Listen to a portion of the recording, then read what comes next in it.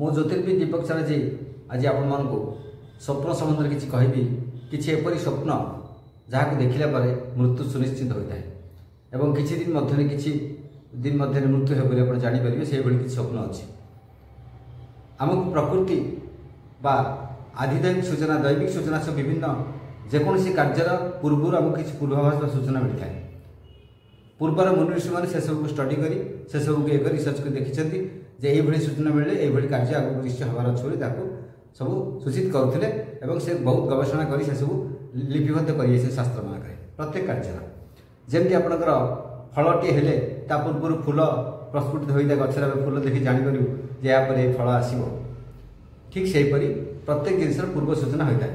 सेमती जो लोकर मृत्यु पाखी आसमी दुर्घटना किसी अच्छी पूर्व निश्चित किसी न किसी सूचना मिलता है। तो विभिन्न सूचना शरीर में चालीचलन विभिन्न प्रकार सूचना लक्ष्य करा जाए तथापि स्वप्न विषय आज देखा कि स्वप्न देखिले मृत्युटा सन्निकट मृत्यु पाखी आस जाना से संबंध आज आलोचना करिया। मृत्यु तो विभिन्न प्रकार स्वप्न जो अच्छी स्वप्न विभिन्न प्रकार होता है आमर विभिन्न प्रकार चिंताधारा नहीं आम विभिन्न प्रकार क्या किसी मागी क्या किसी आशा कर कौन घटना जहाँ दुखद हो सुखद हो जहाँ सामने थाए जहाँ को आम चिंता कर भविष्य चिंताधारा छड़ा शरीर जो बात पित्त कफ जंतु विभिन्न प्रकार रोग ये सब नहीं विभिन्न प्रकार स्वप्न आम देखी था विभिन्न प्रकार अजब स्वप्न विभिन्न प्रकार देखी था भयंकर स्वप्न देखी था भल स्वप्न देखी था।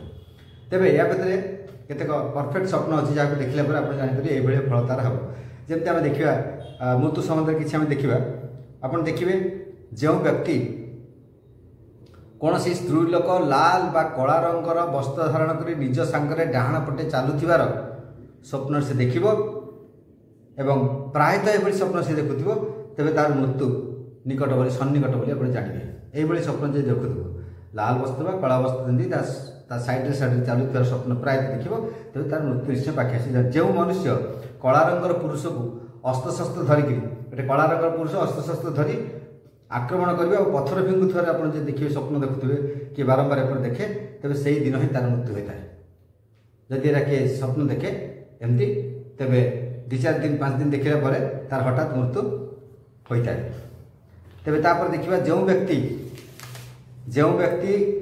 पुरुष हो स्त्री हो जो व्यक्ति स्वप्न उलग्न कृषकाय फकीर एसबू एम नाचिबार देखिए हसिबार देखिए क्रूर दृष्टि चाहबार देखिए मैंने चाहूथ देखिए तेरे मृत्यु सन्निकट बोली बुझा कौन सी नग्न उलग्न व्यक्ति कृषकाय मान एकदम पतला व्यक्ति एवं कौन फकीर जी नाचिबार हसिबार क्रूर दृष्टि आपको चाहूथार जो स्वप्न देखिए तेज निश्चित भाव मृत्यु निकट बोली जानीपर।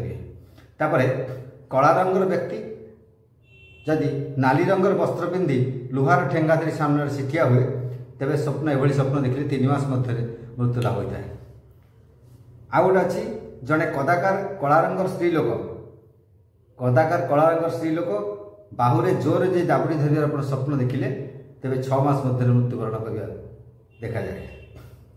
निज शरीर को गंधपुष्प द्वारा भूषित होता देखिले निज शरीर देखिए गंधपुष्प द्वारा निज शरीर को भूषित हो स्वप्न देखिए तेज से व्यक्ति 8 मास अधिक समय बंचार देखा जाए। प्रायतः ये स्वप्न देखिए निज शरीर गंध पुष्प द्वारा आवरण द्वारा भूषित होती ये स्वप्न देखिए तेज 8 मास मध्य मृत्यु लाभ होता है। जो व्यक्ति पोड़ा कोईला गदा पाउंश गदा बा दीप पर निजक ठिया होता देखिए पोड़ा पाउंश गदा हो पोड़ा कोईलार गदा सब हो किसी जलुव कि अधा पोड़ा हो पोड़ा दीप सब पोड़ी जाइए जो तापर जब ठिया होता स्वप्न देखिए तेज 8 मास मध्य मृत्यु लाभ होता है। निज मस्तक उपर काठ बा शुष्क तृण किसी खास जो तृण किसी कुटा सब भाया रही ये स्वप्न देखिए तेरे 6 मास मध्य मृत्यु लाभ होता है। श्रुगाल कुकुर शुकर शाकुणा राक्षस असुर भूत प्रेत पिशाच काऊ चिल इत्यादि स्वप्न यदि प्रायतः आप देखिए श्रुगाल कुकुर शुकर शाकुणा राक्षस असुर भूत प्रेत पिशाच काऊ एवं चिल एम लगातार आप स्वप्न देखिले तेज 1 वर्ष मध्य मृत्यु लाभ होता है। आउ गोटे अच्छी आपंकर निज मुख भितर सब दांत झड़ी पड़ार आप देखिए बारंबार स्वप्न देखिए निज मुख भितर सब दांत गुड़ाक झड़ी पड़ी आपंकर तेज पाखापाखि मृत्यु होवार अच्छी शीघ्र मृत्यु होवार सूचना मिलता है।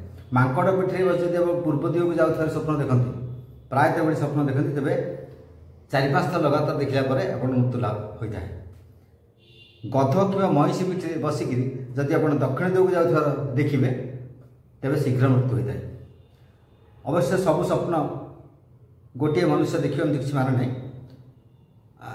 ଏହା ଭିତରୁ ଗୋଟିଏ ସ୍ୱପ୍ନ ଦେଖିଲେ ମଧ୍ୟ କାଫି। ଯଦି ଏହି ପ୍ରକାର ଗୋଟିଏ ସ୍ୱପ୍ନ ଦେଖୁଥିବେ ଏବଂ ବାରମ୍ବାର ଦେଖୁଥିବେ, ତେବେ ଏଭଳି ଭାବରେ ନିଶ୍ଚିତ ଭାବରେ ମୃତ୍ୟୁର ସୂଚନା ଆସିଥାଏ। ତେବେ ଆକସ୍ମିକ ମୃତ୍ୟୁ କଥା କହିହେବନି। ଆକସ୍ମିକ ମୃତ୍ୟୁରେ କୌଣସି ସୂଚନା ନଥାଏ, ପୂର୍ବ ସୂଚନା ନଥାଏ, ମଧ୍ୟ ଆକସ୍ମିକ ଯେଉଁ ଆକ୍ସିଡେଣ୍ଟାଲ ଡେଥ୍ ହେଉଛି ସେ ଅଲଗା କଥା। କିନ୍ତୁ ସ୍ୱାଭାବିକ ମୃତ୍ୟୁ କଥା ଏଠାରେ ବର୍ଣ୍ଣନା କରାଯାଇଛି। ମୃତ୍ୟୁର ସୂଚନା ମଧ୍ୟ କିଛି ଅଛି, କିଛି ଶାରୀରିକ ସୂଚନା, କିଛି ଲକ୍ଷଣ ଏସବୁ ମଧ୍ୟ ଜଣାପଡ଼େ। ବ୍ୟକ୍ତିର ମୃତ୍ୟୁ ପାଖି ଆସି ଜଣାପଡ଼େ। ନମସ୍କାର।